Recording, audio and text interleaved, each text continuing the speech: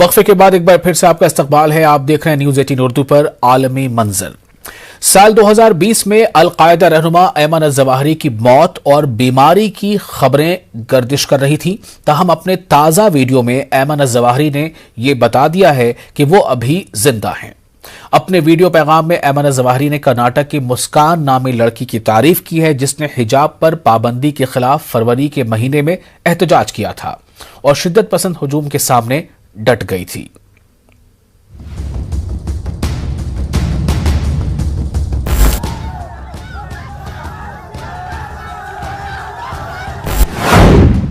اپنی موت کی افواہ کے بیچ القاعدہ کے سربراہ ایمن الظواہری نے تازہ ویڈیو جاری کر کے مہینوں بعد یہ بتا دیا کہ وہ اب بھی زندہ ہیں. ایمن الظواہری نے ایک ویڈیو پیغام جاری کرتے ہوئے کرناٹکا کی مسکان نامی طالبہ کی تعریف کی جس نے فروری میں حجاب پہننے پر پابندی کی مخالفت کی تھی اور اکیلے ہوتے ہوئے بھی شدت پسند ہجوم کے سامنے ڈٹ گئی تھی.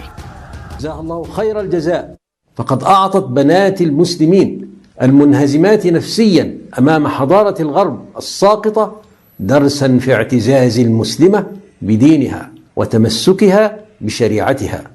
جزاها الله خيرا فقد كشفت حقيقة الهند الهندوسية وخدعت الديمقراطية الوثنية. اس ویڈیو میں ایمن الظواہری نے پوری امت مسلمہ کو متحد ہونے کا پیغام دیا. أمة المسلمة في شبه القارة الهندية إن معركتنا اليوم هي معركة الوعي واليقظة من الأوهام. علينا أن نعلم أن طريق الخلاص هو أن نتمسك بشريعتنا وأن نتحد كأمة واحدة من الصين حتى المغرب ومن القوقاز حتى الصومال. أمة واحدة تشن عليها حرب واحدة في جبهات متعددة.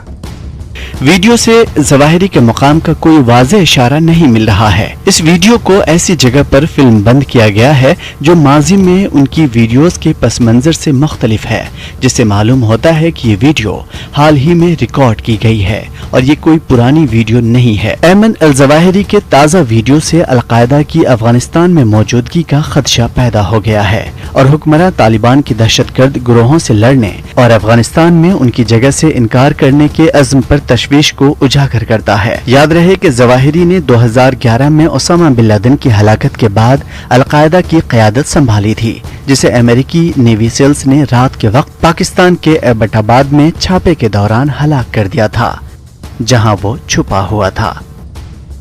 Bureau report news 18 Urdu.